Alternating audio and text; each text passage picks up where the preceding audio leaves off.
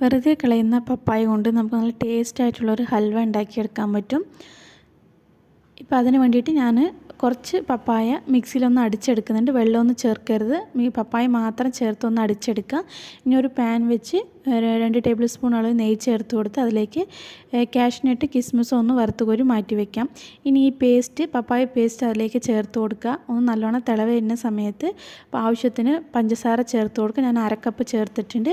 അത് മെൽറ്റായി വരുമ്പോൾ 1 ടേബിൾ സ്പൂൺ അളവ് കോൺഫ്ലവർ മാവിൽ കുറച്ച് വെള്ളം ചേർത്ത് മിക്സ് ചെയ്തിട്ട് ആ മിക്സ് അതിലേക്ക് ചേർത്തിട്ട് നല്ലോണം ഒന്ന് മിക്സ് ചെയ്തിട്ട് ഒന്ന് നല്ലോണം കുറുക്കിയെടുക്കുക.